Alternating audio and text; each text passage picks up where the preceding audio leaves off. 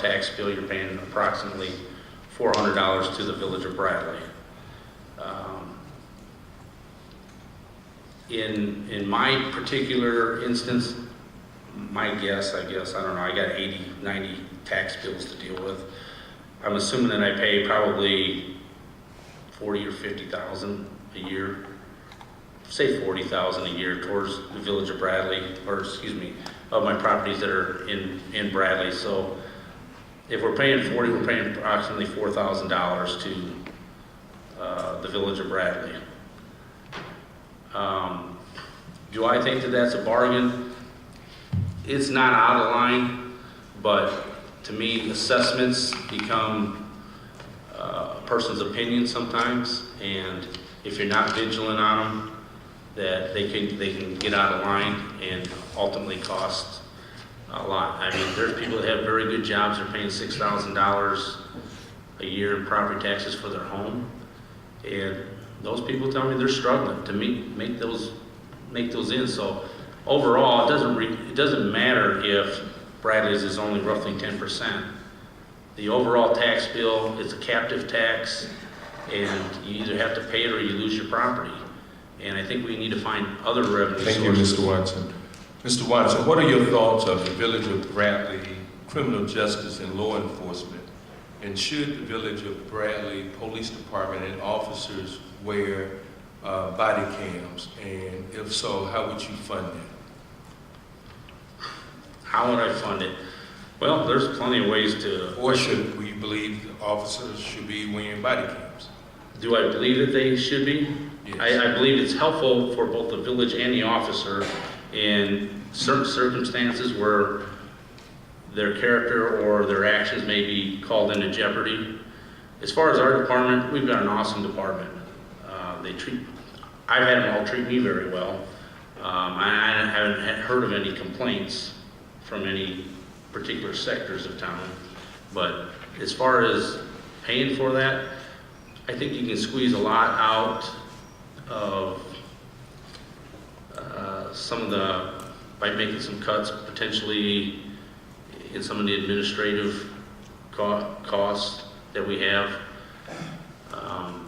To me, I think we're a little bit overburdened and a little higher priced than other municipalities. And I think by trimming that down, potentially body cam, a couple $1,000, I'm assuming. Mayor. First of all, I think body cams cost a little bit more than a couple $1,000. But I think it can be a good thing. We've seen that in other areas. How you fund that is there are grants out there that law enforcement grants that provide for body cams for the department. It's going to be a burden to purchase body cams for we got 32 officers. That's a pretty hefty amount of money. But we have cameras in all of the squad cars. So if there's a traffic stop, a body cam is good if you go to a domestic or something. If you're in a traffic stop, the cars are all equipped with cameras. So I think it's something we should look at. Ms. Olszewski, you have any questions to Mr. Adams? Mayor Adams. What are you most proud, both personally and related to the Village of Bradley? Well, first of all, personally, I'm most proud of my family. Both of my boys have their doctorates, and they have some wonderful children, and their faith life is such that they raise their children in the church, and I think that's important nowadays. What I'm most proud of at the village is the fact that I have, ever since I have been a trustee and mayor, I have been made ethical decisions, moral decisions. I worked well with the other municipalities in the area, and I'm pretty proud of that. Everybody, a lot of people want to work with the Village of Bradley. Mr. Watson. One of my fondest memories was being the garbage man at about 7 years old for Bruce Drashler at the village, or the Bradley Public Library. I'm proud that Bradley's my hometown. I have a lot of great memories, a lot of great friends, and I'm proud to have my business here in our village. I'm equally proud of my family, just like Bruce is, and rightfully he should be as well. I love having my boys work with me on a day in and day out basis. I get to see almost all my kids daily rather than once a month, a couple times a year. So Bradley's my hometown, and I got a lot of sentiment for it, and I kind of want to bring it back in a lot of ways to the way I remember it as a kid.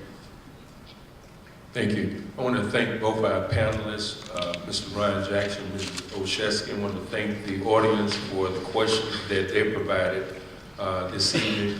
And currently we are at the closing statement, and Mr. Watson, you have 2 minutes in your closing statement, followed by Mayor Adams. Okay, thank you. Bradley is my hometown, the village in which I grew up in, live in, and have invested my future in.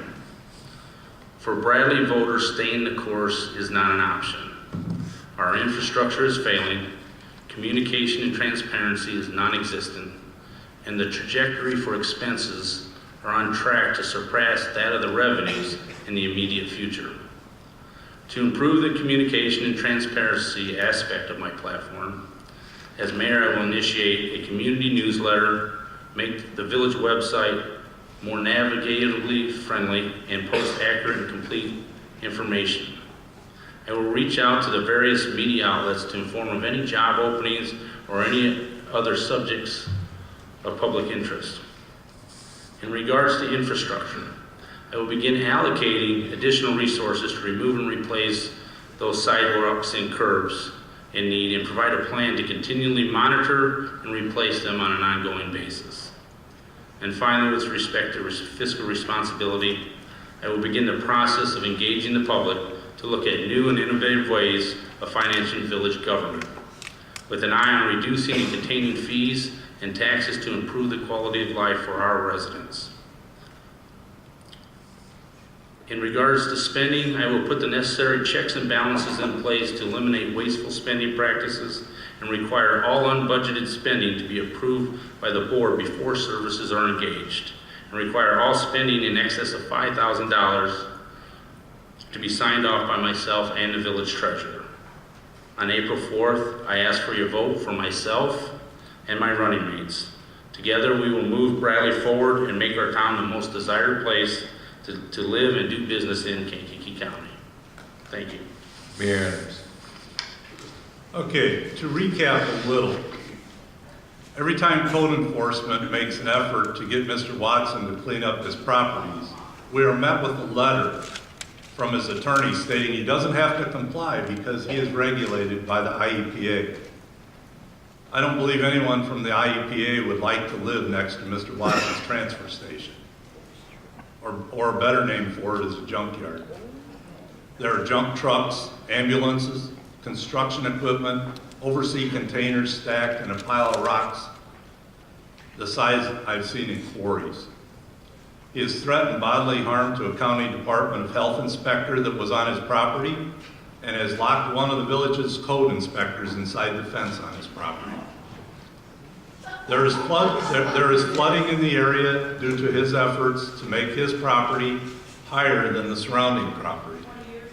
This shows total disregard for his neighbors. Mr. Watson buys properties cheap, and not only does he never upgrade these properties, but he lets them fall into disrepair, just like you can see on the 3 corners of Liberty and Route 50. How can we elect a person who believes he is above the law to uphold the laws of the Village of Bradley. As much as I dislike politics, I love being the mayor of the town I've spent my whole life in, because I see it as an extension of my community service involvement. It gives me the opportunity to give back to our entire community and its shared vision. The shared vision is fiscal stability, continued controlled growth, a downtown that is vibrant and bustling with various dining, shopping, and fun activities, while also maintaining the small town feeling we currently love. I'll ask you one more time. How can we elect a person who believes he is above the law to uphold the laws of the Village of Bradley?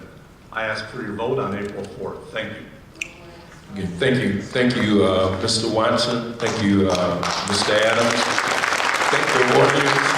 Again, thank Mr. Dr. Scott Wakely and his staff from BBCHS. I want to thank all our volunteers from the NACP and our timer here, Mr. Gather. And let's vote on Tuesday, April 4th. Thank you.